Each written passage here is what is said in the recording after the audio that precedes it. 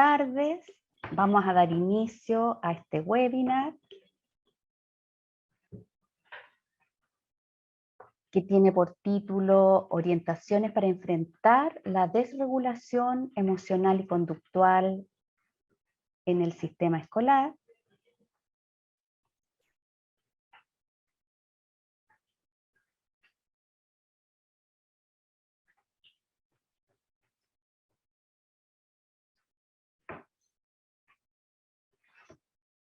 Entonces, me presento, mi nombre es Débora Barrera, pertenezco al equipo de atención a la diversidad de la Unidad de Educación Especial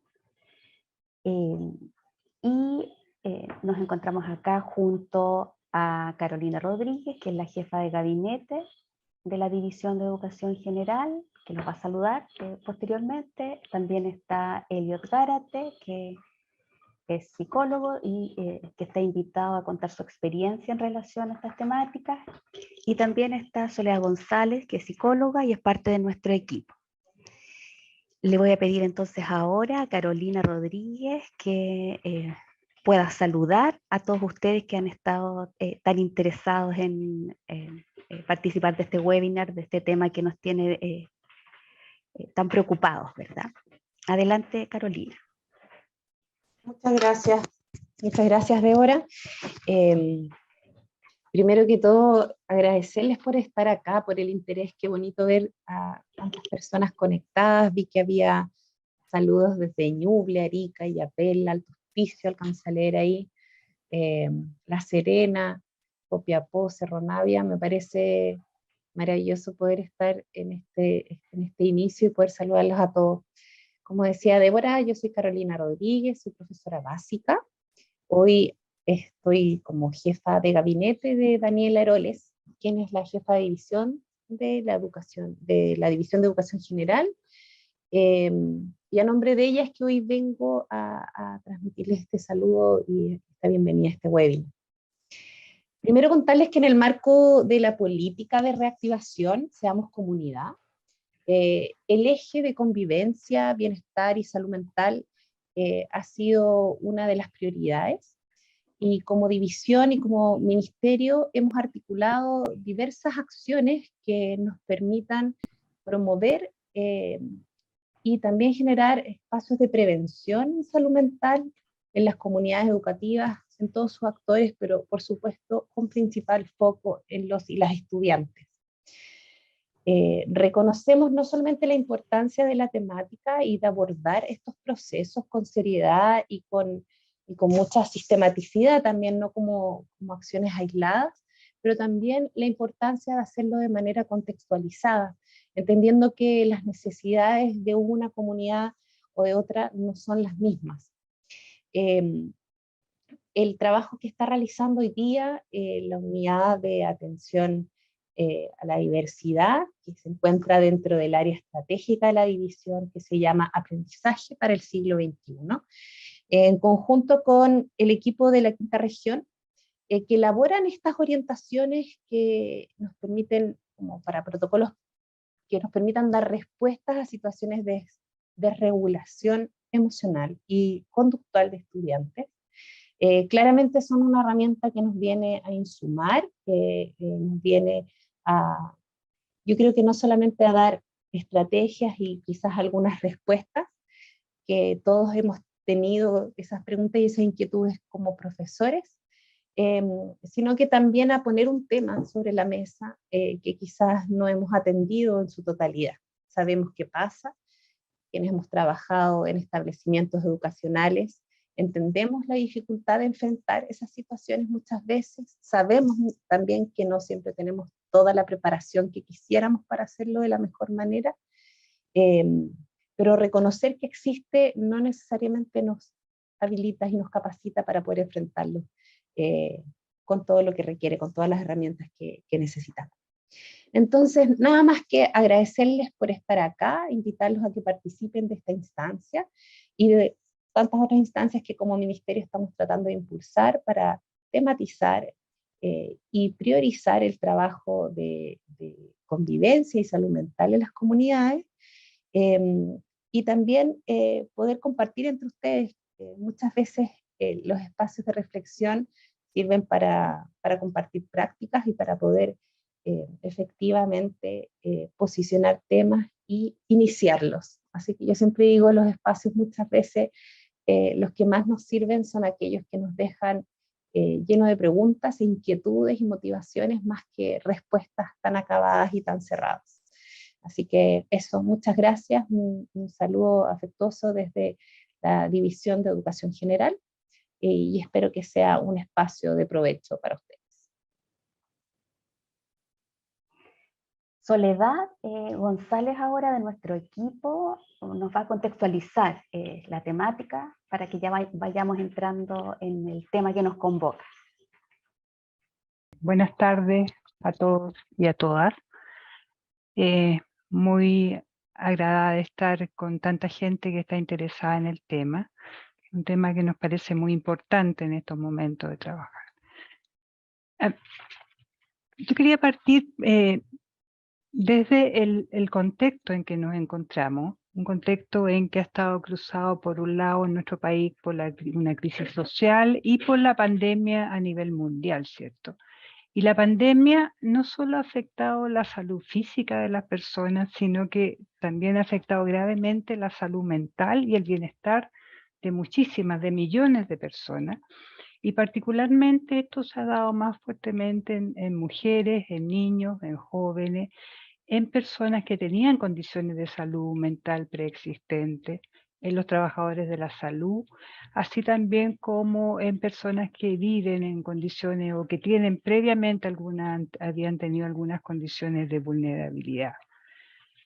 La propia Organización Panamericana de la Salud ha señalado cómo el confinamiento, el cierre de las escuelas, la pérdida del empleo en muchos casos, el teletrabajo, la inseguridad financiera, ha afectado de manera muy fuerte a todas las familias, a todos los integrantes de la familia y por supuesto a las personas, a los integrantes de las comunidades educativas. Por otro lado, esto se ha sumado a aspectos como duelo y pérdida en el caso de algunas de nuestras familias o de los propios docentes o educadores o asistentes de la educación de las comunidades.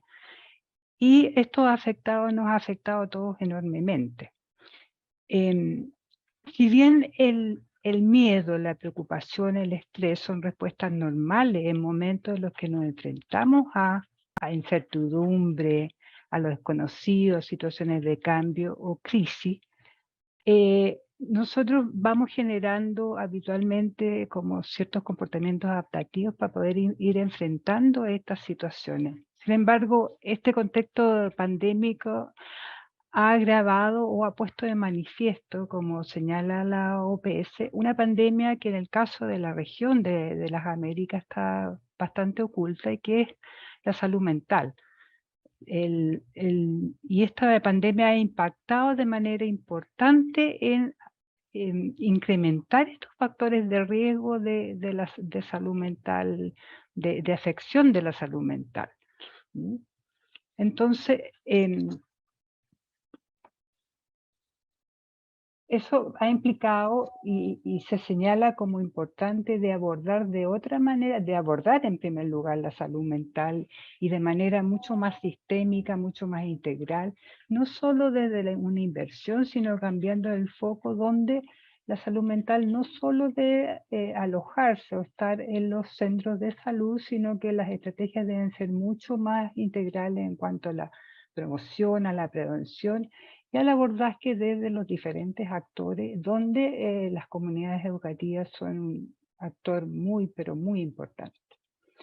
En ese sentido, y señalando lo que señalaba ya Carolina, la política de reactivación educativa integral, Seamos Comunidad, que se está hoy día impulsando desde el Estado de Chile, que aborda distintos ejes, y yo me voy a referir específicamente al eje de convivencia, bienestar y salud mental.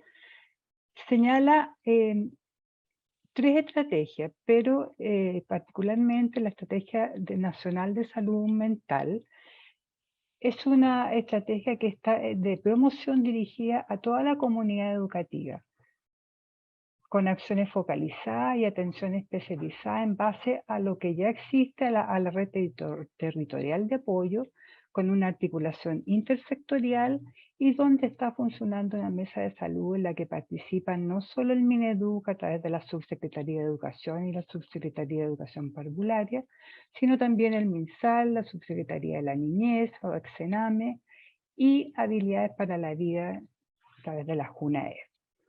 Entonces, en esta estrategia se han considerado aspectos tanto como la prevención y promoción de la salud mental en los estudiantes, que es el foco fundamental, pero por otro lado también se está mirando a la formación y cuidado en salud mental tanto para todos los miembros de la comunidad educativa, para docentes, asistentes de la educación, equipos multiprofesionales y directivos, fortalecer el programa de habilidades para la vida del JUNAED en las escuelas donde está presente, fortalecer dispositivos y canales de derivación y seguimiento en caso de atención especializado, que en este caso tiene mucha relación con esta guía o este protocolo que nosotros estamos presentándoles hoy día acá.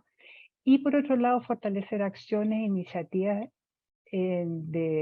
realizadas por la JUNGI e Integra respecto al bienestar emocional de los establecimientos, en los establecimientos de educación parvularia.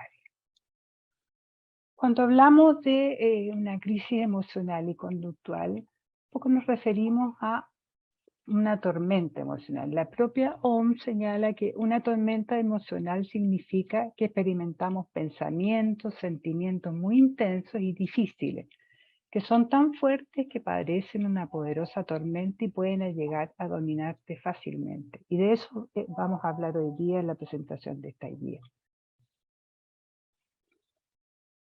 La desregulación emocional y conductual se entiende en el contexto de esta guía como la reacción motora y emocional a uno o varios estímulos o situaciones desencadenantes en donde el niño, niña, adolescente o joven, por la intensidad de la misma, no logra comprender su estado emocional ni tampoco expresar sus emociones o sensaciones de una manera adaptativa al medio, ¿cierto? Presentando dificultades más allá de lo esperado por su edad, etapa de desarrollo evolutivo, para autorregularse y volver a un estado de calma o que no logran desaparecer después de uno o más intentos de intervención del o la docente utilizados con éxito en otros casos, percibiéndose externamente por más de un observador como una situación de descontrol.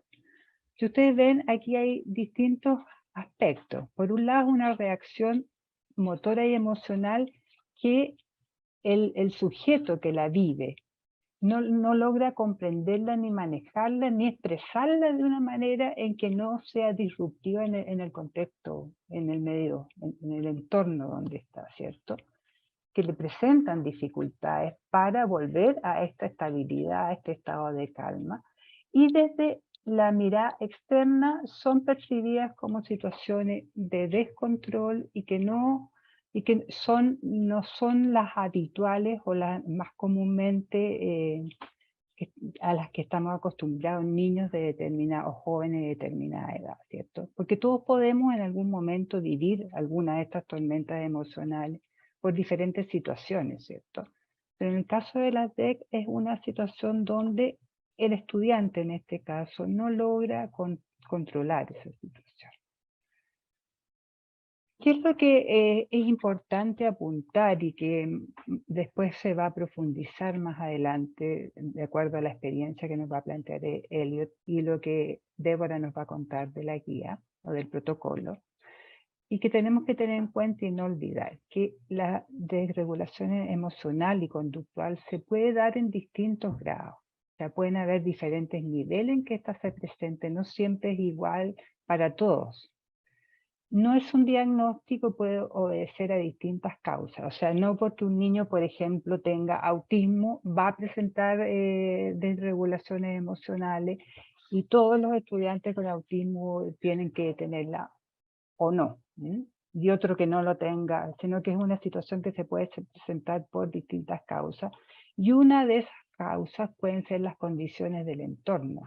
que pueden gatillar o disminuir su presentación. O sea, un clima emocional, ya sea familiar, escolar, incluso social, puede facilitar o no la presentación de una desregulación emocional. Una situación de mucho estrés en el entorno o incluso el comportamiento de los adultos puede hacer que estas desregulaciones se presenten. Por lo tanto, es importante, si bien son situaciones nuevas que estamos enfrentando a propósito de la pandemia, de estas situaciones que nos están presentando, de estudiantes que han estado mucho tiempo, que de alguna manera fueron expulsados violentamente del sistema escolar por la pandemia, se les cerró la escuela, no pudieron ir un montón de tiempo y estuvieron fuera de tener contacto social con sus pares. Entonces, hay situaciones y hay una situación de incertidumbre, situaciones nuevas que todos están enfrentando, entonces podrían darse más frecuentemente este tipo de regulación.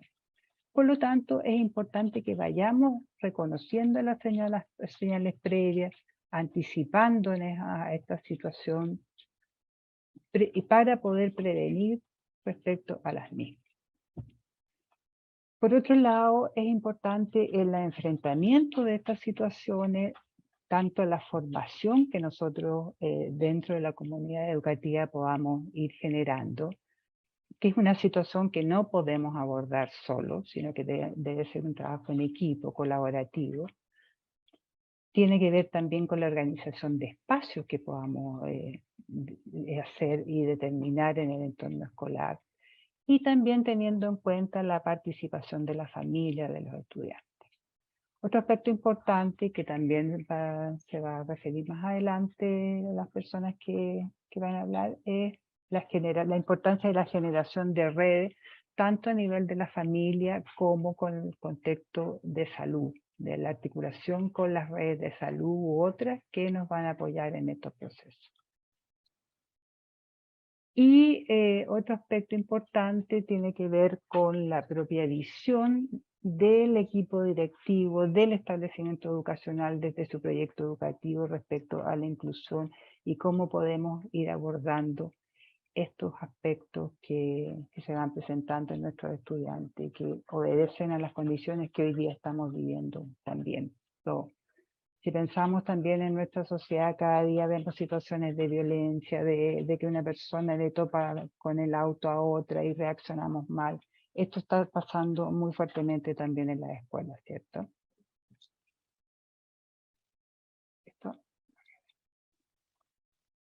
Eso sería...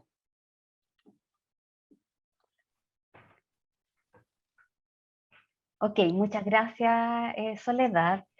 Y ella hizo mención en varias oportunidades acerca de la guía, ¿verdad? Yo les acabo de compartir en el chat.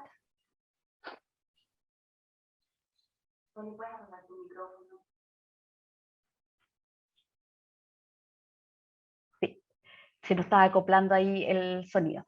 Entonces, Soledad hizo en varias oportunidades mención a la guía que como Ministerio de Educación les proponemos, que esta es la instancia en que se las vamos a presentar y que Elliot, ¿verdad? Desde la experiencia en el terreno, nos va a contar cómo ellos ya venían trabajando esta temática hace tiempo en su anterior trabajo.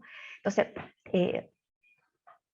la idea es que esta guía, que es absolutamente voluntaria, es una propuesta, favorezca la construcción en cada comunidad escolar de sus propios protocolos. Si sirven los elementos que acá estamos señalando, son maravillosos. Si quieren algún establecimiento disminuir, aumentar la cantidad de elementos que están ahí, están todas las posibilidades. Lo más importante que queremos es dejar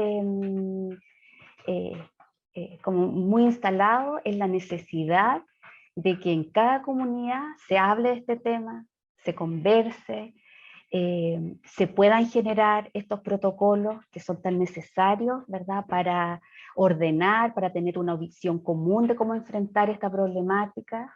Y por sobre todo este protocolo con estas primeras orientaciones vienen a señalar la importancia de que esto no puede ser un tema solo del PIE, o solo de la dupla psicosocial, o solo del encargado de convivencia escolar. Los problemas de desregulación emocional y conductual tienen que ser abordados en los distintos estamentos de la comunidad escolar, desde el sostenedor, facilitando, ¿verdad?, los tiempos, los espacios, el equipo directivo, dándole importancia, fortaleciendo el trabajo colaborativo para poder construir estos protocolos, para tener un sistema que funcione dentro de cada comunidad escolar, que sea propio de la realidad que tiene cada establecimiento. Acá en esta guía van a encontrar ustedes señalamientos muy generales, pero cada comunidad con sus recursos, con las posibilidades que tiene, puede ir afinando y estableciendo quiénes van a ser las personas que van a intervenir, a quiénes se va a capacitar, por ejemplo, en alguna materia más específica, cuando hay que sacar a un estudiante a un espacio más cuidado, dónde va a estar ese espacio, etcétera, que es lo que vamos a ir revisando durante esta tarde. Yo ahora les voy a mostrar brevemente cómo está compuesta esta guía, que ya está en la página web de Educación Especial. También vuelvo a reiterar, la dejé en el chat de este webinar. Esta es la gráfica, ¿verdad? Se denomina orientaciones para la formulación de protocolo de respuesta a situaciones de desregulación emocional y conductual de estudiantes en establecimientos educacionales. Y aquí es importante detenernos un minuto y agradecer a la quinta región, a la región de Valparaíso, que es de donde surge esta iniciativa por allá por el año 2018. El equipo comunal forma una mesa de trabajo con distintos integrantes, fonoaudiólogos, docentes, la coordinadora regional de educación especial, psiquiatras infanto-juveniles, conforman esta mesa y empiezan a armar esta guía con orientaciones, ¿verdad?, que iba más bien focalizada al ámbito del espectro autista, pero que cuando ellos nos invitan a conocer esta herramienta, nosotros quisimos darle este vuelo más general, porque si bien estas orientaciones contribuyen, por supuesto, al tema del espectro autista, podemos ampliar hoy día esa mirada, y muchas de las orientaciones y de los recursos que se están proponiendo acá son igualmente útiles para otros grupos de estudiantes, que los vamos a mencionar acá. Así que le agradecemos a la región de Valparaíso por el aporte que ha significado esta elaboración que realizaron por allá por el año 2018. Y que acá en el Ministerio de Educación enriquecimos, pusimos más ejemplos y generamos esta idea de ampliarlo también a otros grupos de estudiantes. ¿Cuáles son los objetivos de esta guía? El primero es entregar orientaciones a los establecimientos, orientaciones que son absolutamente voluntarias, no son, en ningún caso no forman parte de una obligación, sino que la invitación es a, insisto, mirarla críticamente, enriquecerla con la mirada propia, con la realidad local. ¿Para qué entregamos estas orientaciones? Para que cada comunidad escolar incorpore a su reglamento interno un protocolo de actuación para situaciones de desregulación emocional y conductual en sus estudiantes. La necesidad, sobre todo que se ha visto durante este transcurso del año escolar, donde han ocurrido muchas de estas situaciones y muchos establecimientos no les ha costado cómo responder a esta demanda que han ido manifestando distintos tipos de estudiantes y también muchos profesionales que forman parte de la comunidad también se han visto un poco tensionados por esta situación. Esta guía además se enfoca desde lo preventivo, pero también desde la intervención directa, ¿verdad? Aborda procesos y sugerencias, ideas de cómo hacer la prevención, pero también de cómo hacer la intervención directa en distintas situaciones. Otro objetivo de esta guía es que transversalmente se incorpore la participación de la familia considerando su particular realidad, ¿verdad? Y que forme parte de las decisiones de lo que va ocurriendo con el estudiante, en este caso. Y si bien esta guía fue pensada para la población infanto-juvenil, los establecimientos que trabajan con personas jóvenes y adultas o en contextos de encierro pueden enriquecerla con las particularidades propias de estos grupos de estudiantes. La guía tiene una introducción, ¿verdad? Luego tiene un primer capítulo acerca de consideraciones generales. Y en estas consideraciones generales abordamos tres temáticas. Lo primero, que es la de regulación emocional y conductual. En un segundo punto, las características de las y los profesionales que liderarán el manejo de la desregulación emocional y conductual en los establecimientos educacionales. Y un tercer punto, donde se releva la necesaria coherencia entre los protocolos sobre DEC, esa es la sigla, ¿verdad? DEC, de regulación emocional y conductual, y los reglamentos internos, ¿verdad? Ahí rápidamente un ejemplo, ¿verdad? Debe haber ahí una coherencia, por ejemplo, entre el reglamento que señala, ¿verdad?, las sanciones para los estudiantes y que presentan DEC, ¿verdad? No podemos, por ejemplo, aplicar las normas generales, ¿verdad?, a estudiantes que están viviendo una situación compleja y que necesitamos modificar el contexto y colaborar con el estudiante y su familia para que esas situaciones puedan irse mitigando y en la medida de lo posible extinguiendo. Un segundo capítulo de esta guía habla acerca de la prevención.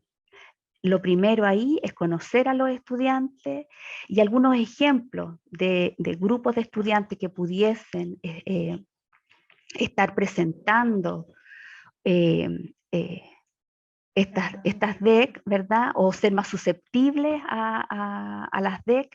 Son estudiantes en condición del espectro autista, los niños, niñas y adolescentes severamente maltratados o vulnerados en sus derechos, estudiantes con abstinencia al alcohol, estudiantes que presentan trastornos destructivos del control de impulsos y la conducta, estudiantes con trastornos de déficit atencional con hiperactividad o impulsividad, ¿verdad? Este grupo estudiante y otros probablemente pudiesen ser más susceptibles a que los estemos mirando, observando y teniendo que nos, ¿verdad?, nos alienten a tener este protocolo afinado, conocido en la comunidad escolar. Otros aspectos de prevención son reconocer las señales previas y actuar de acuerdo a ellas, y ahí hay una serie de recomendaciones que se entregan para trabajar este aspecto, muy prácticas todas ellas. Un tercer punto en la prevención es reconocer los elementos del entorno que habitualmente preceden a la desregulación emocional y conductual, y ahí se dividen en dos, ¿verdad? Estos elementos del entorno físico y los elementos del entorno social. Un cuarto punto en la prevención, ¿verdad? En elementos para prevenir las desregulaciones, es redirigir momentáneamente al estudiante hacia otro foco de atención. Ahí también se explica cómo se pudiese realizar esto en la escuela. Un quinto punto que aborda la posibilidad de facilitarle la comunicación, ayudando a que se exprese de una manera diferente a la utilizada durante la DEC. Luego se aborda el otorgar, cuando sea pertinente, a algunos estudiantes para los cuales existe información previa de riesgos de desregulación, tiempo de descanso, ¿verdad? ¿Dónde, cuándo, quién es el que puede colaborar en eso? Ahí también hay una serie de sugerencias. Luego, utilizar refuerzo conductual positivo frente a conductas aprendidas con apoyos iniciales que son adaptativas y alternativas a la desregulación emocional y conductual. Enseñar estrategias de autorregulación, ahí también se entregan una serie de sugerencias. Diseñar con anterioridad las reglas del aula. Todos estos aspectos se desarrollan en la guía y que claramente en 1 hora y media que tenemos para este webinar no vamos a poder desarrollar en profundidad. Por eso se las mencionamos para que se animen a revisar la guía en su totalidad. Un tercer capítulo de esta guía aborda la intervención según el nivel de intensidad. Y aquí se establecen 3 etapas por grado de intensidad de la desregulación. Y de acuerdo a la complejidad, a la intensidad de la desregulación, perdón, y a la complejidad de los apoyos requeridos. Una primera etapa es previamente haber intentado manejo general sin resultados positivos y sin que se visualice riesgo para sí mismo o terceros. Ahí en la guía van a encontrar distintos elementos que pueden ayudar a estas medidas iniciales. Una segunda etapa de aumento de la desregulación emocional y conductual con ausencia de autocontrol inhibitorio cognitivo y riesgo para sí mismo o tercero.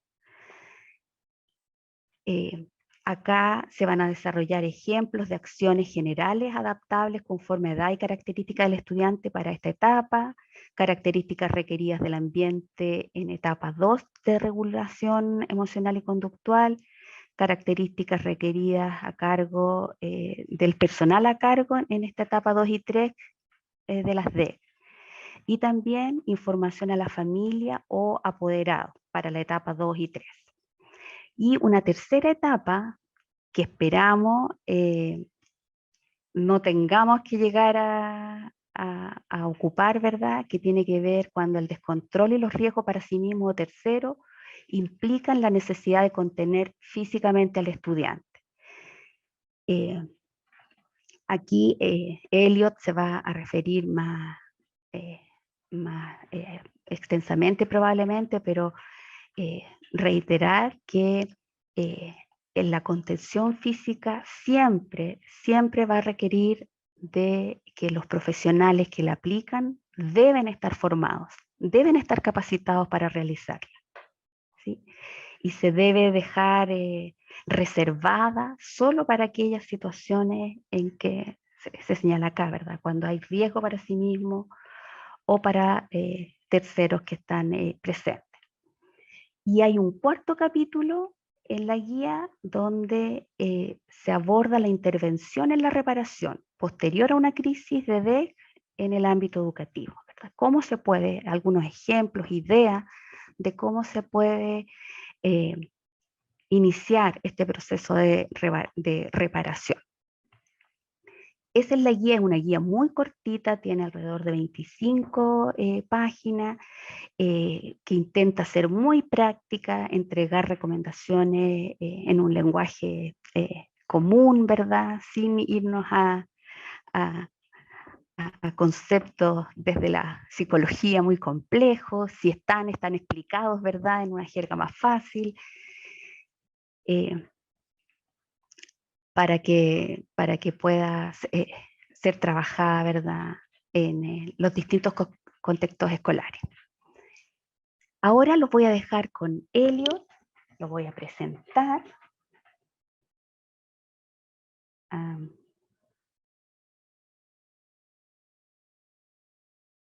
Elliot.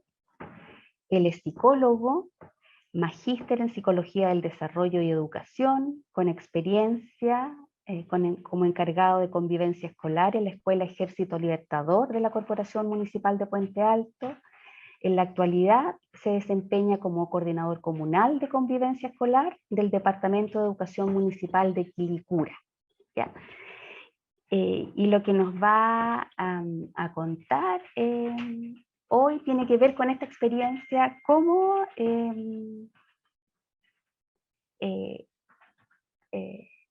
de su experiencia en Puente Alto, ¿verdad?, como coordinador de convivencia en un establecimiento. Así que, Elliot, te dejo para que nos cuente tu experiencia ahí, de cómo fueron instalando de forma bien intuitiva al inicio, ¿verdad?, un protocolo. Sí, muchas gracias. Buenas tardes a todos y a todas. En realidad, claro, como nos contaba Débora, ¿verdad? Hoy voy a presentar muchos años de trabajo en esta escuela, en la cual fuimos sobre la marcha, ¿verdad? A través de la experiencia, pudiendo ir estructurando un procedimiento, ¿verdad? Este protocolo, el cual nos permitió efectivamente atender las DEC que estaban presentando nuestros estudiantes, y también un poco el trabajo que estamos realizando ahora en la comuna de Quilicura, en todos nuestros establecimientos. Para contextualizar un poquito, como desde cuando comenzamos con el procedimiento de establecer este protocolo, se debe debido a un alza, ¿verdad?, de estudiantes que presentaban las DEC, cuando ya empezamos a visualizar que efectivamente estábamos teniendo como alto nivel de desregulación de nuestros estudiantes, o se generaban cada vez con más frecuencia, empezamos a visualizar el nivel de desconocimiento también que teníamos como comunidad educativa en relación a cómo abordar, tratar de poder entender efectivamente cómo poder abordar de manera efectiva, y desde ahí se desprende, ¿verdad?, estas faltas de procedimientos establecidos y sistemáticos que nos permitieran efectivamente poder analizar los factores que podían estar asociados, ¿verdad?, factores precipitantes que pudiesen desencadenar estas desregulaciones. Eso, ¿verdad?, con la desregulación como tal, lo que hemos estado en escuela, ¿verdad?, sabemos que muchas veces genera una contención emocional, demanda mucho tiempo, y el trabajo de los profesionales que están dentro de los establecimientos educacionales, el tiempo siempre es bastante acotado, está muy estructurado, y eso muchas veces generaba, ¿verdad?, esta multifuncionalidad del profesional que tenía que generar la contención, o que tenía una reunión, o que tenía que atender estudiantes, o tenía otra cosa planificada, y eso en cierta medida empezaba a generar como estos cuestionamientos por parte de la comunidad educativa de cómo tanto tiempo de un profesional invertido en tan solo un estudiante, ¿verdad? Pero eso se desprendía efectivamente desde este desconocimiento de la comunidad en relación a lo que era la desregulación y cómo se podía generar. Y además de todo esto, ¿verdad?, uno de los principales como problemáticas que logramos visualizar en un comienzo eran el tema de no contar con espacios adecuados para poder generar una contención. Desde ahí lográbamos visualizar que todos los espacios del establecimiento presentaban riesgo al momento de cuando un estudiante estaba dentro de una DEC. Y ahí muchas veces los factores ambientales, ¿verdad?, como ya explicaban anteriormente, podían incluso influir y aumentar la desregulación, puesto que para poder generar esta regulación del estudiante se necesitaba un espacio con características muy particulares. Las estrategias que en ese momento nosotros comenzamos a implementar, ¿verdad?, para abordar la situación, partió como una primera instancia desde la sensibilización con la comunidad educativa. La idea es que todos pudiésemos entender, ¿verdad?, cuál era el fenómeno que estábamos enfrentando ante la desregulación, que efectivamente esta situación se podía desencadenar en cualquier momento, siempre, pero siempre en vista de tratar de entender, ¿verdad?, y conocer la realidad para poder evitar que esta suceda. Desde ahí se establece, ¿verdad?, este protocolo de actuación ante las desregulaciones emocionales y conductuales, que viene como un poco a estructurar el trabajo que fuimos haciendo, ¿verdad?, en la práctica. y también mirar los recursos con los cuales contábamos en el establecimiento para poder generar un espacio que efectivamente pudiera permitir una apropiada contención y que favoreciera, ¿verdad?, este camino del estudiante para poder regularse nuevamente. Ya dentro como del establecimiento del protocolo, lo primero que hicimos con la comunidad educativa fue definir qué es lo que era una desregulación emocional y conductual, tratar de tener, ¿verdad?, una idea clara y común, que todos entendiéramos lo mismo. Desde ahí también aclarar que efectivamente esta desregulación no era un diagnóstico en sí misma, y que tampoco respondía a algún diagnóstico necesariamente o a alguna condición, sino que en realidad podían haber múltiples causas que podían generar esta desregulación. También uno de los elementos importantes que tuvimos que visualizar fue cómo diferenciábamos una desregulación emocional y conductual de un problema común de conducta, puesto que en muchas oportunidades lo que se generaba ahí era la activación del protocolo innecesariamente, puesto que de otra manera, ¿verdad?, cuando no teníamos claro qué es lo que era una desregulación, cuando efectivamente era un problema conductual que podía ser abordado desde la Inspectoría General, se activaba, ¿verdad?, el protocolo y se ocupaban recursos en esos momentos que no eran tan necesarios. Entonces, desde el establecimiento como tal del protocolo, fue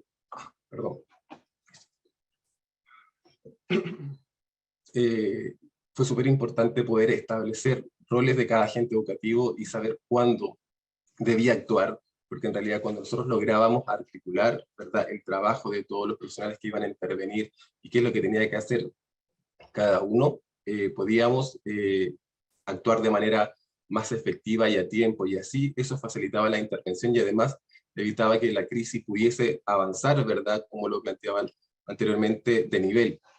La idea es que siempre pudiésemos haber detectado o estar claro cuándo levantar las primeras señales que nos mostraban efectivamente que se podía llegar a generar una desregulación.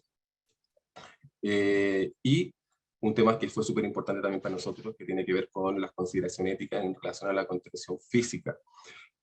Siempre en una primera instancia tratando de velar, de generar una contención verbal. Sin embargo, cuando se veía la necesidad de generar ya una contención física, para nosotros fue súper importante también definir quién tenía las competencias, ¿verdad?, y el conocimiento necesarios para poder realizarla, y siempre, ¿verdad?, evitando llegar a ese punto. Ahora, cuando se tienen los antecedentes en relación a que efectivamente sabemos de que un estudiante puede, ¿verdad?, generar una desregulación emocional y conductual, también utilizamos harto el tema de la autorización, que efectivamente las familias tengan conocimiento de cuál era el procedimiento que quisiera implementar, y esto estuviese como acordado tanto con la familia como desde el establecimiento. Ahora, ya dentro como del afrontamiento de las TEC, para nosotros, ¿verdad?, dentro de nuestra experiencia fue súper importante visualizarlo como un trabajo en equipo. Desde ahí tratamos de mirar efectivamente a partir de las competencias ya y la formación que teníamos, ¿verdad?, dentro de los profesionales con los que contábamos en la escuela, conformar un equipo de contención, el cual dentro de ¿verdad?, nuestra experiencia en ese momento estaba constituido por el psicólogo de convivencia escolar, la psicóloga del PIE, el encargado de convivencia y la coordinadora PIE. Estas eran como las personas que en cierta medida podían, ¿verdad?, atender una desregulación emocional cuando se activaba el protocolo. ¿Qué es lo que debiese hacer, ¿verdad?, el equipo que estaba a cargo de liderando efectivamente la desregulación? En primera instancia, proporcionar la ayuda para que el estudiante efectivamente logre regularse, también trabajar en la reducción de los riesgos, evitar que efectivamente la desregulación pueda aumentar, y también poder conectar, ¿verdad?, con los recursos de apoyo que requiere el estudiante en ese momento, mantener comunicación del espacio donde se está generando la contención con el resto de la comunidad. Y desde ahí, ¿verdad?, el abordar siempre las regulaciones en equipo. Esto evita además que efectivamente la crisis pueda agudizarse por un mal manejo, cuando efectivamente la contención la realizan personas que tienen las competencias y la formación necesaria. Y siempre es muy importante el trabajo coordinado con la familia. Y desde ahí, esto se entiende en relación a que si yo conozco, ¿verdad?, en profundidad la realidad de mis estudiantes, sé, por ejemplo, que la comunicación es fluida, que a lo mejor él pasó una mala noche, que los días anteriores había una situación puntual, que pueden ya ser como un precedente para que efectivamente el día siguiente pueda prestar una crisis. Esa comunicación para nosotros fue súper importante.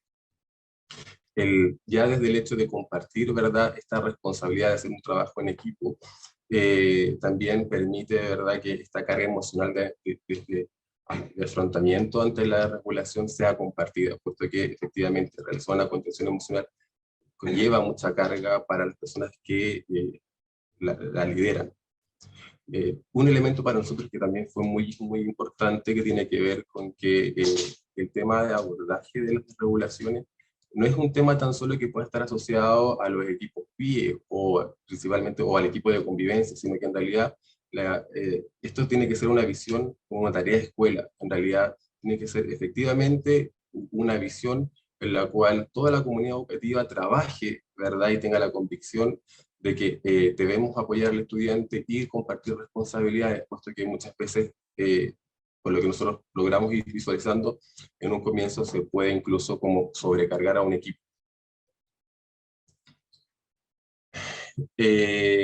Importante, ¿verdad?, cuando ya estamos dentro del proceso como de contención, es coordinar las personas que van a estar ya realizando esta contención emocional, ¿verdad?, para que así efectivamente el abordaje se pueda generar de manera más fluida y evitar que muchas personas puedan intervenir dentro del proceso.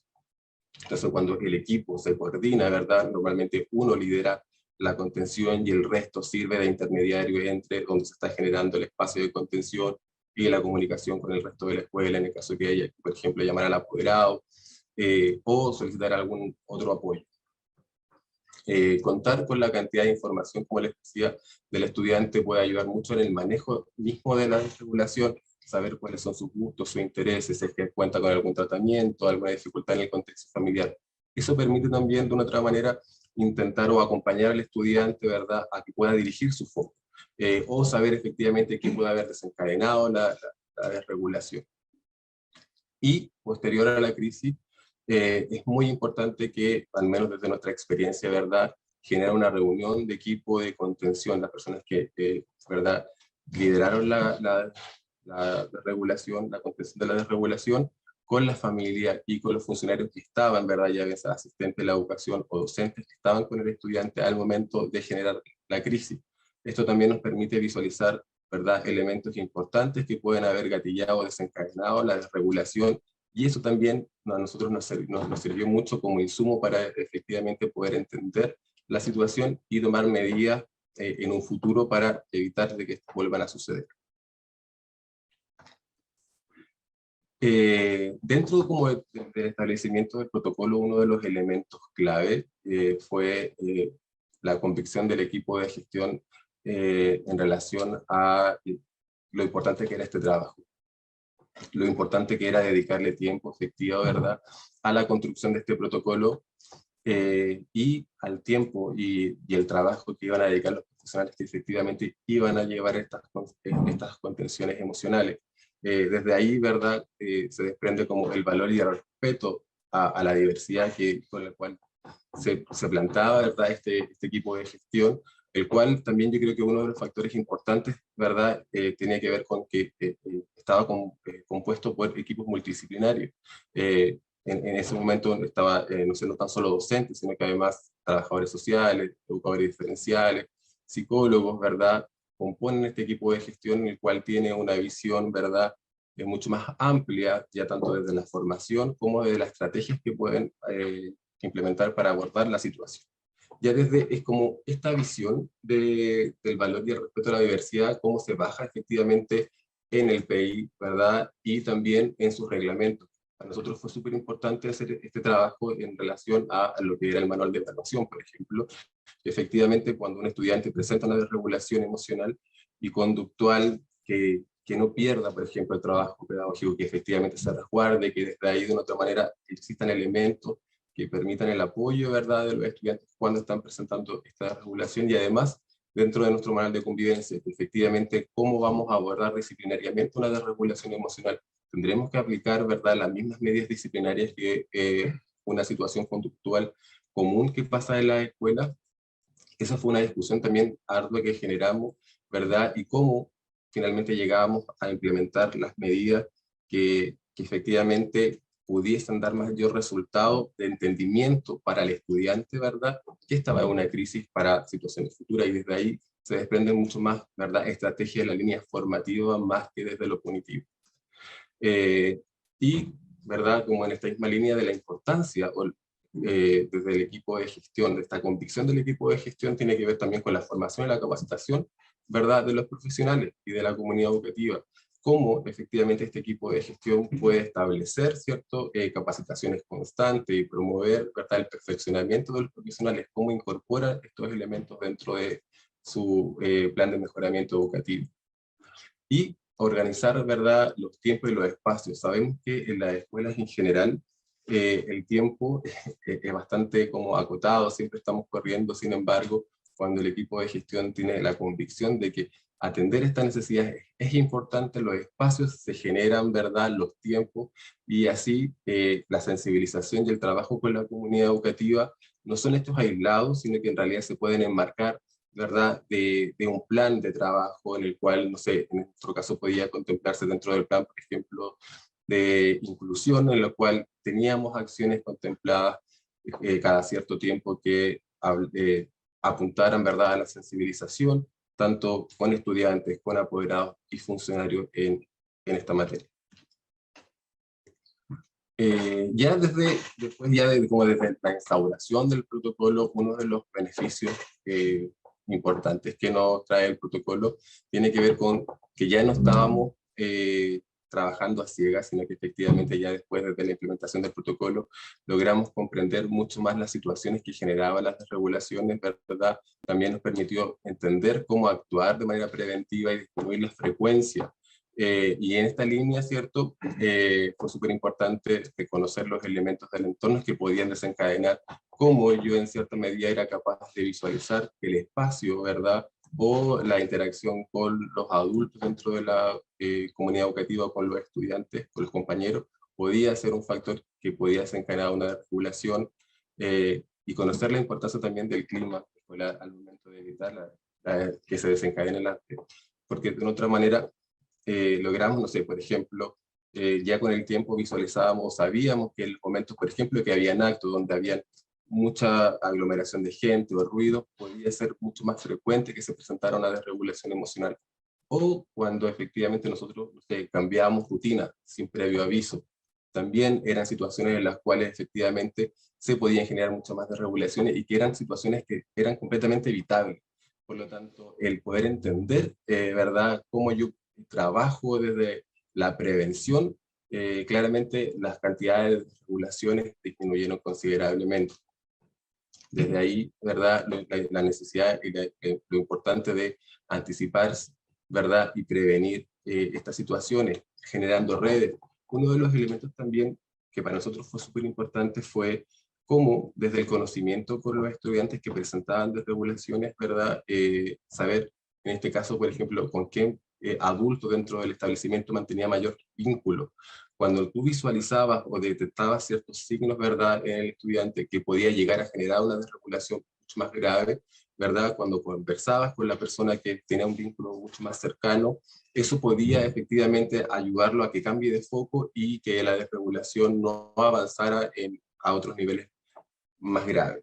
Y desde la articulación también con las instituciones de salud, que eso también es muy, muy importante, puesto que desde ahí también tiene que ver con cómo insertamos a este estudiante que posiblemente a lo mejor necesite apoyo de salud mental en alguna institución fuera del establecimiento, o cómo realizamos seguimiento, si es que en el caso que necesita a lo mejor un tratamiento farmacológico u otra cosa asociada a algún diagnóstico que pueda tener.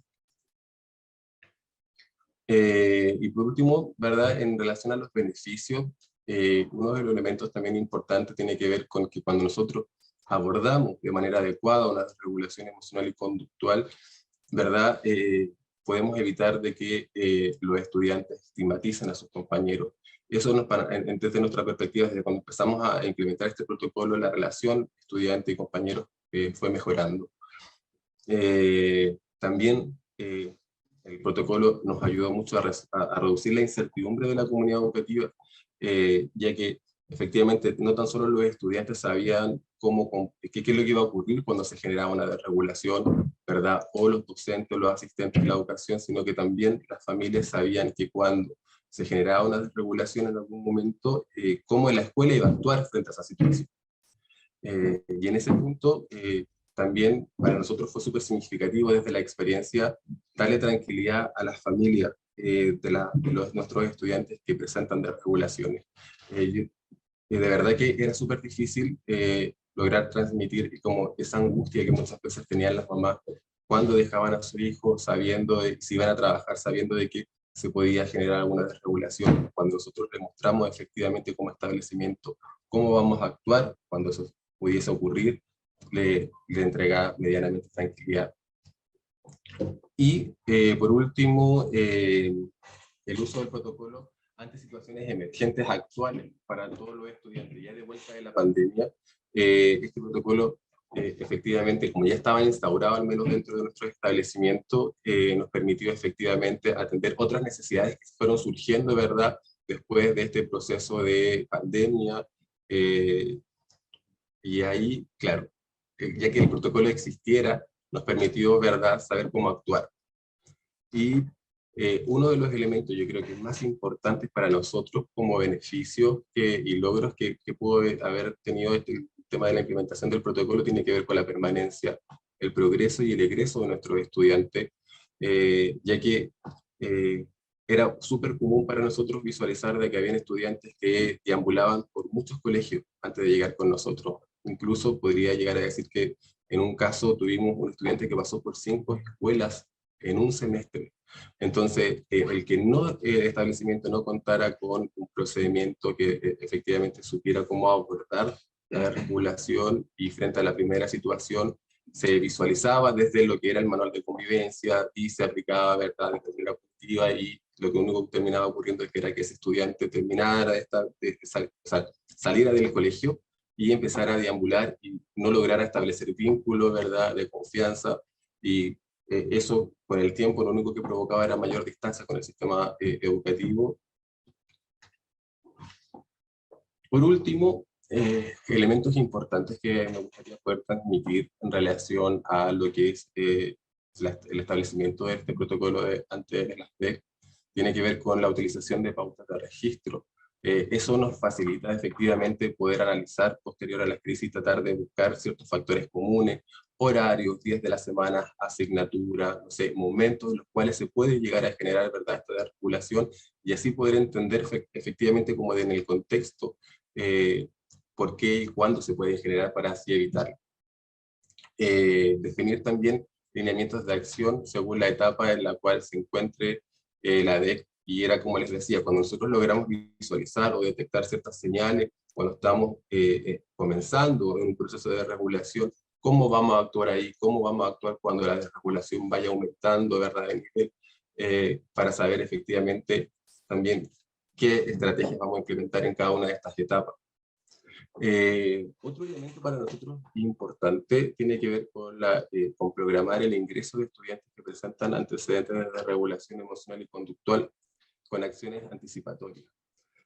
Cuando muchas veces llegaban apoderados a solicitarnos matrícula, claro, y ellos nos contaban de que efectivamente el estudiante había deambulado por varias escuelas que presentaban regulación, en realidad nuestra visión era, bueno, armemos un plan antes de que el estudiante ingrese.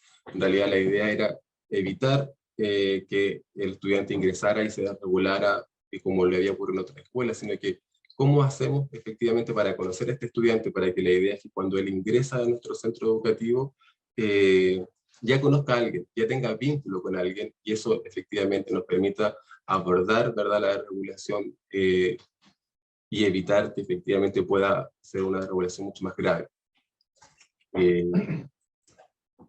Para nosotros también es importante que el protocolo sea incorporado, ¿verdad?, al manual de convivencia, puesto que eso evita que se pierda como práctica. La idea es que, desde nuestra experiencia, ya el manual, este protocolo estaba inserto, entonces todos los profesionales que iban llegando, la gente que iba sumándose al establecimiento, conocía y sabía cómo actuar, puesto que era una práctica ya instaurada. Y por último, tiene que ver con recordar que los cambios no son automáticos y que se enmarcan dentro de procesos constantes y sistemáticos. Y como todas las cosas en educación, claramente las desregulaciones cuando se presentan y cuando son como en alta frecuencia, no es que vayan a desaparecer de la noche a la mañana. Siempre es importante también ir visualizando cuáles son las estrategias que estamos implementando, cómo estas nos están sirviendo, ir evaluando. Y para eso, ahí nos devolvemos, ¿verdad?, a lo primero que yo les decía con el tema de la pauta, puesto que cuando muchas veces dejamos registro de cómo fue la desregulación, el tiempo, la frecuencia, ¿verdad?, de la semana, nos permite ir monitoreando también cómo se van comportando en el tiempo, van disminuyendo, van avanzando, se acortan, son cada vez más largas. Y en relación a las orientaciones que estamos presentando hoy día, de verdad que para mí es una grata sorpresa, puesto que lo que el Ministerio de Educación hoy está presentando para todos los establecimientos es como un resumen de lo que nosotros tenemos durante muchos años de trabajo. De verdad que explica de manera súper clara y organizada cómo establecer el protocolo. Creo que ya tener estas orientaciones no es partir de cero. Así que creo que es un tremendo elemento. Además, entrega recomendaciones fundamentales para que efectivamente los profesionales que lideran, ¿verdad?, las regulaciones sepan cómo actuar, tengan, ¿verdad?, esta orientación y también cómo intervenir. Y ofrece una bitácora que es muy completa. De hecho, cuando revisé la bitácora de trabajo, creo que hay muchos elementos que nosotros no teníamos y que son muy importantes, puesto que de una otra manera, entre mayor sea la información que nosotros podamos tener de la situación de regulación, mayor es el análisis y la comprensión que podemos tener de ello. Siempre, dentro de todo, ¿verdad?, con un foco central en lo preventivo. Creemos, o sea, como que estas orientaciones lo que nos muestran es tratar de intervenir lo menos posible, que las TEC se generen lo menos posible y que efectivamente podamos siempre hacer un trabajo más desde la línea preventiva. Y para finalizar, las proyecciones que al menos como desde mi experiencia podríamos, o sea, mencionar para todos los centros educativos tiene que ver con la necesidad de incorporar este protocolo en todos los manuales de convivencia. Creo que de verdad es muy importante, puesto que independientemente de que se generen o no se generen las regulaciones con tanta frecuencia, siempre es importante saber cómo actuar, tener un procedimiento claro y establecido, ¿verdad?, que me muestre cuál es la línea, cuál es el comportamiento que debemos seguir, ¿verdad?, la actuación que debemos seguir para poder abordarlo.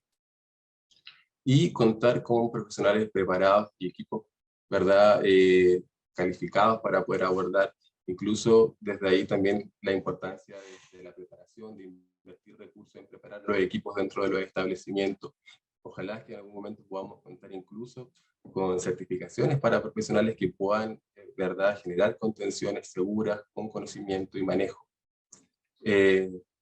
También visualizar un espacio y recursos apropiados para desarrollar contenciones seguras, que no sea un espacio improvisado, sino que efectivamente se puedan invertir recursos para que cuando se generen estas situaciones, efectivamente el espacio sea acorde y no tengamos que estar improvisando. Otro elemento importante tiene que ver con los equipos de gestión escolar, ¿verdad?, diversos, conformados, ¿verdad?, multidisciplinarios. Eso también permite tener una visión en las intervenciones en educación mucho más amplia. Y finalmente, perfeccionamiento constante para todos los funcionarios de la materia. Creo que esto es una realidad que se está presentando cada vez con más frecuencia, por eso es muy, muy importante que nos podamos hacer cargo. Eso es un poco la experiencia que les quería presentar de las regulaciones emocionales que con mucho esfuerzo, ¿verdad?, y dedicación trabajamos durante hartos años en la comuna de Puente Alto. Muchas gracias, Elliot. Una pregunta que hacen acá, señalan, ¿dónde se formó el equipo de ustedes? Ahí en Puente Alto. Como institución como universitaria. No, para abordar esta temática, entiendo yo, ¿no? Ya, lo que pasa es que ahí desde el sostenedor en ese momento nos enviaron a un diplomado, ¿verdad? Y que fue para equipo en relación a abordaje. Claro, en ese momento se presentaban no desde regulaciones como tal, sino que efectivamente nos capacitaron desde abordaje, por ejemplo, para estudiantes que están dentro del espectro autista, que era como la temática de ese momento. Yo estoy hablando hace 7 años atrás aproximadamente.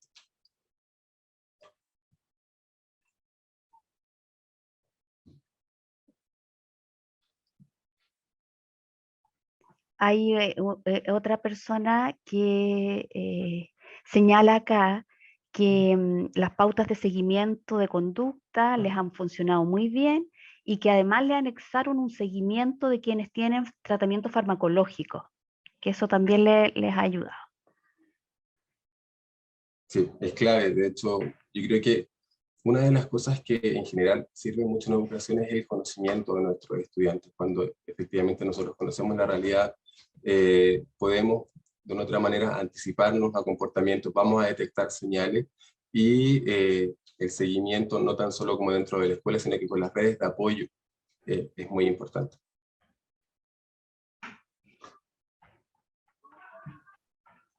Estoy acá buscando, porque se pierden entre los que quieren la PPT y los que envían su correo. Resulta complejo ahí buscar las preguntas. ¿Qué rol debiesen cumplir los docentes, que son una especie de primera línea, al desencadenarse un episodio de DEC? Ya, sí, Soledad, también, si quieres intervenir, para que... Sí. Dale, Elliot. Ya, bueno, desde nuestra experiencia, el rol del docente es clave. Como les decía, de otra forma, el conocimiento de los estudiantes a cabalidad lo tienen los docentes, están en aula, con quien tienen vínculo. Por lo tanto, el docente va a ser quien en cierta medida va a decodificar, ¿verdad?, estos mensajes que posiblemente pueden llegar a desencadenar una desregulación emocional y articular el protocolo. Muchas veces parte por el docente, quien efectivamente activa este protocolo y se atiende de manera expedita la situación, evitando de que efectivamente la desregulación pueda aumentar. Por lo tanto, que el protocolo sea conocido y socializado por los docentes, ¿verdad?, saber cómo, en cierta medida, poder abordar la situación rápidamente va a ser clave. Y ahí, como les decía, el vínculo y el conocimiento que tiene el docente con sus estudiantes.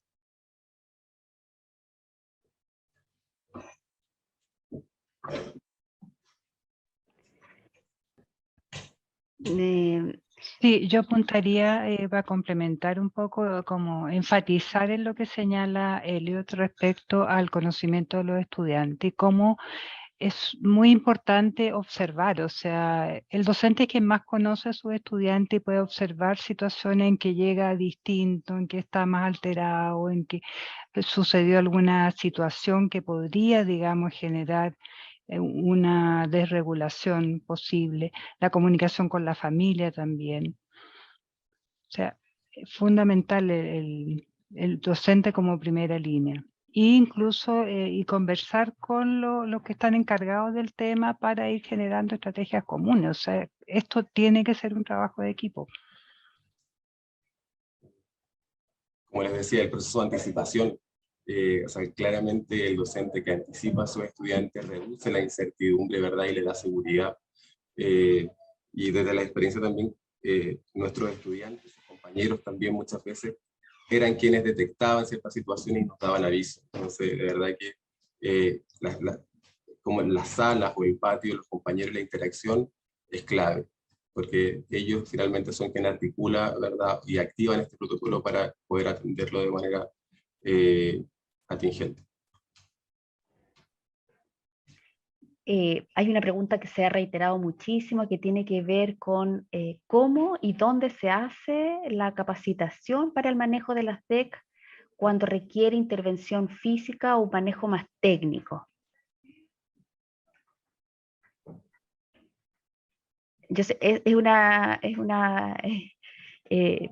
pregunta compleja porque requiere de verdad del conocimiento de varias disciplinas que se ponen ahí. Por eso tanto Soledad como Elliot han reiterado en muchísimas ocasiones la necesidad de trabajar colaborativamente, en equipo, de la visión y el conocimiento que tienen los distintos profesionales, ¿verdad? Para ir armando este protocolo y también la capacitación en estos protocolos que se van diseñando en cada comunidad. Sí. El vínculo, por ejemplo, con salud, con los profesionales del área de la salud también pueden contribuir bastante en entregar estrategias de cómo, ¿verdad?, de la mejor manera poder contener físicamente a un estudiante. Pero, como les decía, es un espacio, ¿verdad?, que hay que abordar, porque en realidad si uno busca en estos momentos, así como tan puntualmente, no hay nada que uno pueda llegar y decir, me matriculo aquí y estudio esto. Quería aportar también que, claro, son procedimientos que tenemos que ir construyendo todos en conjunto. Y a propósito de lo que yo les señalaba en la contextualización, en el marco de la política de salud mental que se está trabajando, una de las estrategias que les señalé es que se está generando procedimientos precisamente y canales para la derivación y articulación con salud. Porque una de las cosas que nos planteaba Elliot cuando nosotros conversamos con él es que a veces tenían dificultades cuando en el caso de una regulación grave poder hacer el contacto con salud. Y ese es un tema que hoy día se está trabajando a nivel intersectorial y es una preocupación tanto de educación como de salud poder generar procedimientos para que sea una articulación mucho más expedita y eficaz respecto a las necesidades de los estudiantes y también de la comunidad educativa. Acá hay una muy buena pregunta también. Dice, ¿qué es lo que no debe hacer nunca un docente? Y voy a agregar frente a una DEC, ¿verdad? ¿Qué es lo que no está recomendado hacer? Yo leí por ahí, o sea, como la primera cosa, nunca decirle cálmate, respira profundo. ¿Qué otras cosas pudiesen señalar ustedes? Yo podría decir que lo primero es la prevención, ¿verdad? Cuando el estudiante, cuando el docente o los asistentes técnicos conocen al estudiante, hay ciertas pistas que ellos van dejando, como muy bien decía Elliot y Soledad, que nos permiten decir cómo llegó cómo nos anticipamos ¿verdad?, a la tormenta. Eso como primera cosa, anticiparnos. Pero cuando ya está desencadenada la tormenta, que creo yo donde apunta esta pregunta, Nunca retar, por ejemplo. Nunca decir ya cálmate, sino que ir de alguna manera generar en el entorno, dentro de las posibilidades que existan, digamos, una situación de mayor calma, acercarse de manera calmada, con voz suave, o sea, todo lo que implique no alterar más o generar o introducir más situación, más estrés en la persona, sino que eso es lo que nunca debemos hacer o tratar de no hacer. O sea, si es posible, claro, sí. Sí, me pasa mucho que en algunas ocasiones insisten. Ser insistente, por ejemplo, en una indicación, confrontar. También vimos en algunas experiencias, ¿cierto?, aproximación física, desde como, no sé, a lo mejor tocar el hombro, que uno normalmente, claro, uno a lo mejor intenta como contener, ¿verdad?, como desde el afecto, pero eso muchas veces lo único que puede hacer es generar mayor distancia y una reacción, ¿verdad?, de defensa.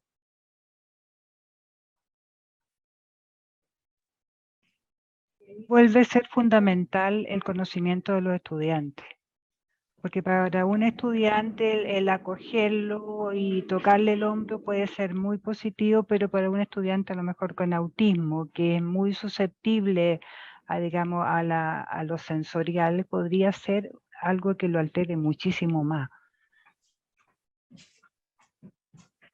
Sí, bueno, en la guía también aparece que nunca intentar hacer reflexionar al estudiante cuando se está desarrollando la tormenta, ¿verdad? Ni menos tratar de enfrentar la reparación cuando está desarrollando la tormenta o está bajando la tormenta. Tendrá que venir eso en un momento posterior. En la guía insistirles que hay varias recomendaciones de cómo enfrentar esos momentos, pero darle una especial importancia a la prevención. Conversábamos con Elliot hace un tiempo atrás cuando empezamos a organizar este webinar, que la anticipación como una estrategia transversal, ¿verdad? O medidas que son de sentido común, cuando ponemos alfombra, pegamos pedacitos de alfombra en todas las patas de sillas y mesas para evitar el ruido que provoca el constante ir y venir de los estudiantes. No solo estamos favoreciendo a las y los estudiantes con hipersensibilidad auditiva, sino que toda el aula se va a ver más favorecida en la tranquilidad con esa medida. Cuando anticipamos que ya viene el ruido del timbre, que en general son 70 u 80 decibeles que se despliegan en el pasillo o a veces incluso en cada aula, no solo eso favorece a las y los estudiantes del espectro autista, sino que también a otros chiquillos que son más hipersensibles a los ruidos, ¿verdad? Entonces, hay una serie de medidas que podemos ir tomando para prevenir que se vayan generando situaciones más proclives a una desregulación. Y de esas buenas ideas, hay varias en la guía que les pueden servir. Elliot, yo también te pediría que nos cuentes la estrategia que ustedes ocupaban entre padres como que ya habían cursado una ruta formativa de sus hijos, como formadores de padres que se iniciaban en este tema. Generar espacios de conversación entre los apoderados también fue importante, y es importante en realidad, puesto que, claro, en muchas ocasiones los papás cuando están viviendo con un estudiante crisis constantemente, ¿verdad?, ven muy oscuro el panorama, ¿cierto?, y se angustian, sienten de que efectivamente nada les sirve, que el estudiante no progresa. Sin embargo, ¿verdad?, cuando comparten, ¿verdad?, con apoderados que ya, no sé, de estudiantes que ya pasaron por este proceso de regulación y que efectivamente el estudiante se ajustó al contexto educativo, ¿verdad?, y está cursando su proceso escolar como cualquier otro, le da tranquilidad. Nosotros juntábamos, ¿verdad?, junto con el equipo de PIE, que ahí las chiquillas en general muchas veces contribuían mucho en esto, estos espacios de conversación entre apoderados como grupos de apoyo, que efectivamente eso les permitía también no sentirse tan solos en este camino.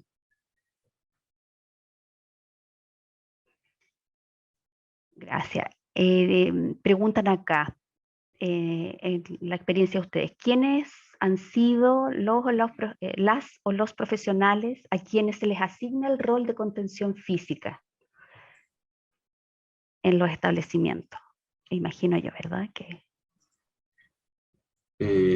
Acá, al menos desde nuestra experiencia, siempre estuvo como en la línea del psicólogo o educadora diferencial, que fueron como las personas que llegaron a generar contención física. Sí, ahí insistir en la idea de que la contención física tiene que ser una estrategia donde están capacitadas las personas que la realizan, debe estar autorizada por la familia, debe estar en el protocolo, tiene que existir una bitácora que dé cuenta de todos los pasos que se realizaron, porque es muy delicado el realizarlo cuando se denomina CENAME, hubo consecuencias fatales respecto de contenciones mal realizadas.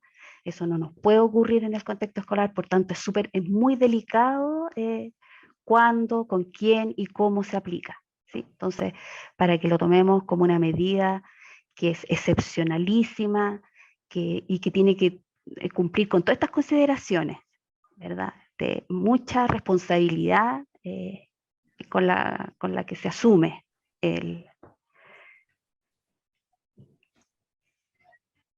Te estoy mirando acá las preguntas.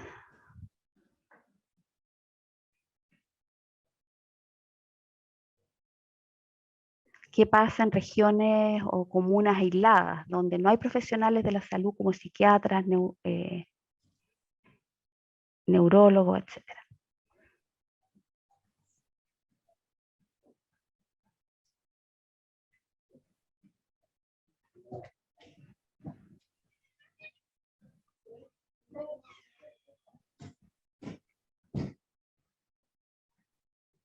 Sí, ahí yo les puedo señalar lo que han hecho algunas pueblitos o comunidades que están aisladas hoy día con la telemedicina o con la posibilidad de la virtualidad de una reunión, han logrado contactarse con instituciones de las regiones, de las ciudades más céntricas, y han podido recibir orientación, acercarse quizás a las agrupaciones que han desarrollado más expertise. Ahí tenemos a las agrupaciones de padres y madres de niños autistas, que han ido acumulando conocimiento en esta materia y tienen el contacto con muchos profesionales que han trabajado esta temática como un primer eslabón, ¿verdad? No tengo otro, como nosotros acá estamos en educación especial, no conozco de otras agrupaciones o instancias formativas donde puedan, pero por ahí indagar y buscar el poder recibir orientación respecto a esta temática. No sé si...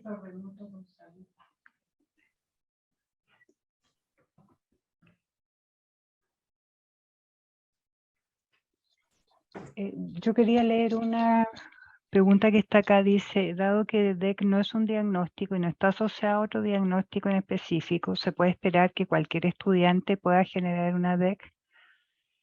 Teóricamente podría ser, pero no es lo esperable. O sea, la mayoría de los estudiantes tienen, digamos, han generado mecanismos adaptativos para enfrentar las situaciones de estrés más cotidianas. Teóricamente, como les decía, cualquier persona en una situación extrema de estrés, de riesgo, de emocional que pueda sucederle algo, podría generar una DEC, pero no es lo esperable. O sea, hay personas que tienen más susceptibilidad a esto. No es que nosotros vamos a tener aquí en el sistema escolar ahora que todos los niños van a estar desregulados. No sé si puedes agregar algo, Elio, de acuerdo a tu experiencia. Sí, de hecho, como les decía, que era súper importante como efectivamente precisar qué es lo que era una DEC, qué características presenta, que fue un poco lo que tú mencionaste como la primera parte, cuando se define, ¿verdad?, qué es lo que era una DEC, de problemas conductuales cotidianos que normalmente pueden generar como esta desregulación que puede suceder, ¿verdad?, conductual en un establecimiento, cuando un estudiante, por ejemplo, no tolera la frustración o no le gusta una medida, ¿verdad?, y se enoja. Efectivamente cuando estamos hablando de donde efectivamente hay más bien rigidez de pensamiento, otros tipos de comportamientos asociados efectivamente a esa situación puntual.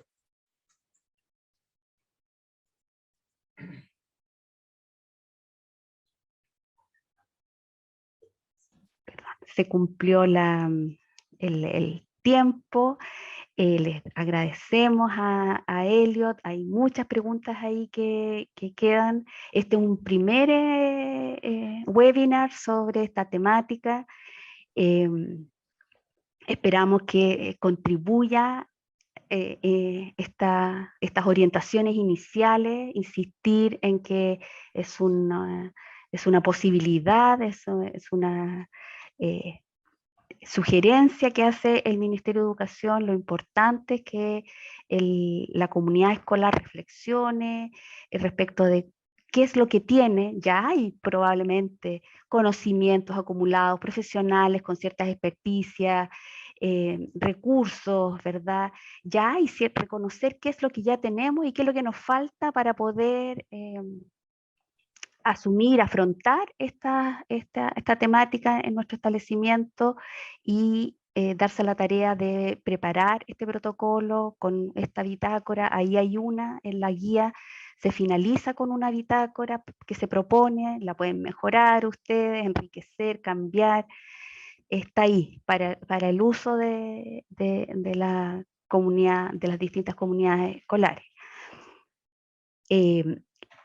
Lo que vamos a compartir en el canal YouTube del Ministerio es la grabación de este webinar, ¿sí? Donde están ahí, van quedando la PPT, ¿verdad? La PPT no la podemos mandar por separado. Entonces, en la grabación de la reunión está acá en el chat del webinar, está también el link al protocolo y también les dejé el archivo en PDF para quienes puedan descargarlo. Si no, lo pueden encontrar en especial.mineduc.cl. Ahí también lo pueden descargar, está como noticia inicial, así que también lo pueden descargar de ahí. Muchísimas gracias por el interés. Sabemos que este es un inicio solamente.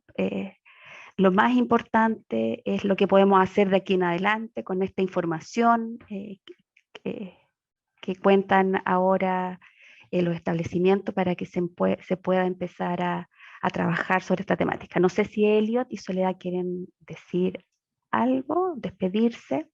Sí, yo quiero dar las gracias también por la participación y quiero insistir un poco en la diferenciación respecto a lo que es una DEC, que es una situación de control extremo, como se definió al principio, donde el sujeto no puede controlar lo que le está pasando, que supera, digamos, las posibilidades o lo que sucede generalmente en estudiantes de la misma edad, y que desde el exterior es vista como una situación muy disruptiva, que no es lo mismo que, por ejemplo, en el caso de un estudiante con problemas de disciplina disruptivo, que de repente puede ser una ira extrema, que puede patear muebles, pero no necesariamente hay una DEC o una situación de descontrol. ¿Sí?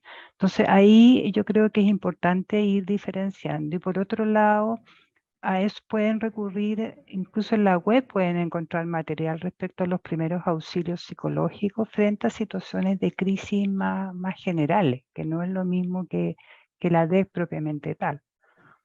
Insistir en las gracias, yo creo que este es un trabajo que tenemos que ir avanzando entre todos, ir construyendo formas de ir abordando, de trabajar en comunidad para ir abordando estos problemas en la escuela, el bien de nuestros estudiantes.